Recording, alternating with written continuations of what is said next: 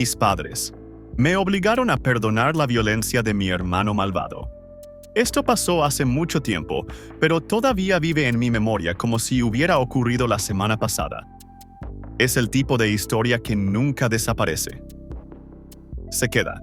Aparece en tus pensamientos cuando intentas dormir o cuando algo te recuerda lo injustas que fueron las cosas en ese entonces. Es solo una historia entre muchas, pero esta dice mucho sobre cómo funcionaba nuestra familia. O en realidad, cómo no funcionaba. Es una de las principales razones por las que he tenido tantos problemas con mi salud mental. Soy una mujer, la mayor de 3 hijos.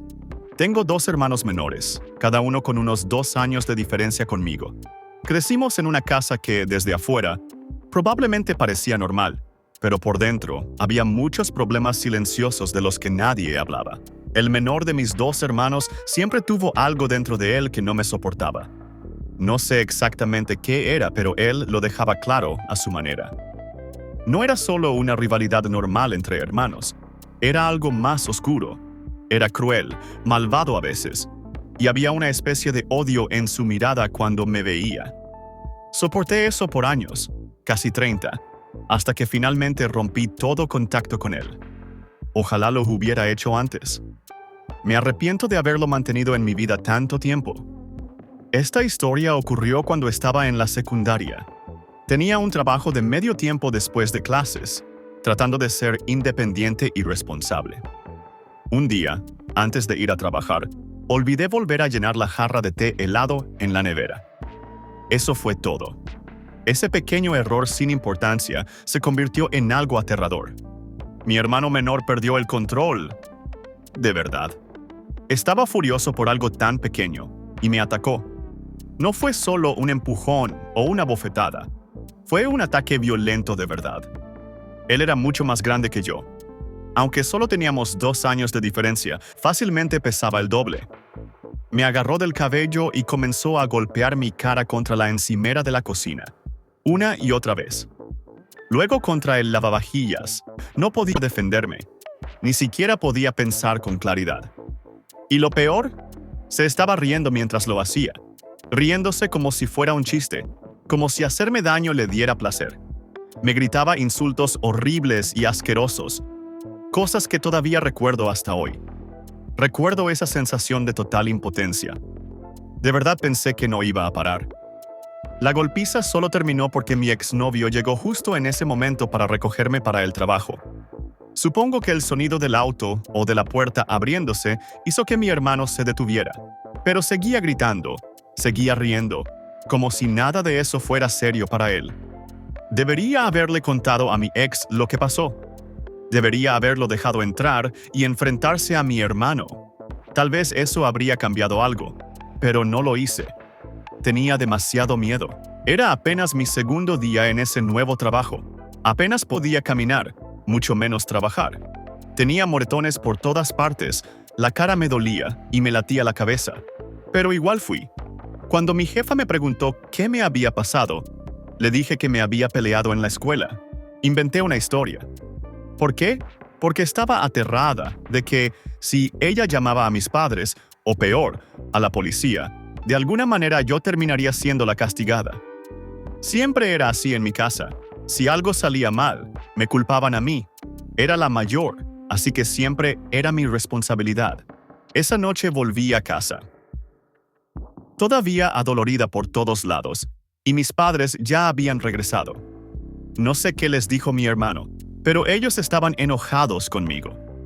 Él estaba sentado con una pequeña sonrisa arrogante, como si estuviera orgulloso de sí mismo, como si estuviera viendo cómo su plan funcionaba. Empezaron a gritarme, apenas podía hablar, y creo que solo se detuvieron porque los moretones ya empezaban a notarse en mi cara y brazos. Creo que esa fue la única razón por la que no me castigaron también. Sí castigaron a mi hermano, si es que eso se puede llamar castigo. Lo castigaron por 2 semanas, lo que básicamente significaba que tenía que quedarse en su cuarto y no podía ver televisión en la noche. Eso fue todo. Nada más. Nadie lo obligó a pedir perdón. Nadie le dijo que lo que hizo estuvo muy mal. Nadie me consoló. Pasó una semana, quizá menos, y mis padres empezaron a lanzar indirectas. Querían que hablara con él. No fue su intención, decían. No sabe medir su fuerza. Está muy molesto para hablar contigo. Se siente mal, pero no sabe cómo demostrarlo. Finalmente lo dijeron directamente. Deberías hablar con él. Eres la mayor. Sé la persona madura. Así que lo hice, porque eso era lo que siempre me enseñaron.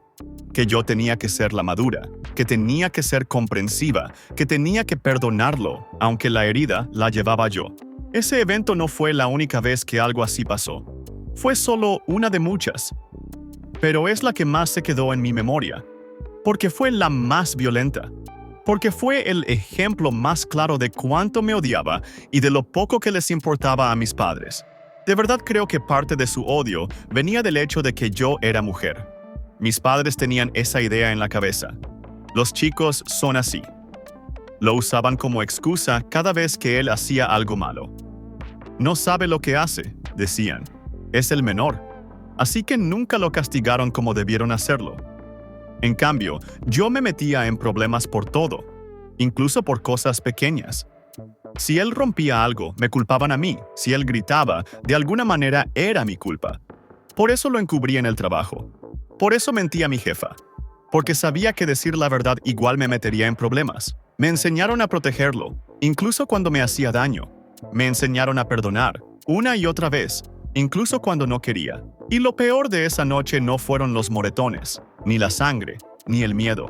Fue la forma en que él sonreía mientras me insultaba. ¿Cómo lo disfrutaba? Ese tipo de crueldad se queda contigo. Seguí perdonándolo como me enseñaron. Seguí dejándolo entrar en mi vida, incluso cuando él no cambiaba. Ese perdón solo le dio más oportunidades para volver a herirme.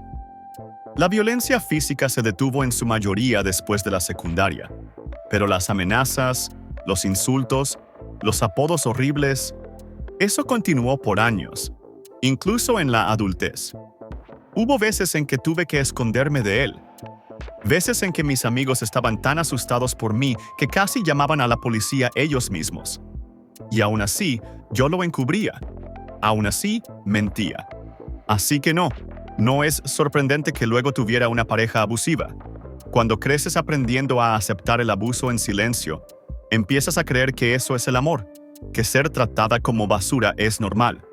Aceptar la verdad, que las personas en las que más confiabas fueron quienes más te dañaron, es difícil. Rompe algo dentro de ti, pero también te ayuda a entender por qué eres como eres.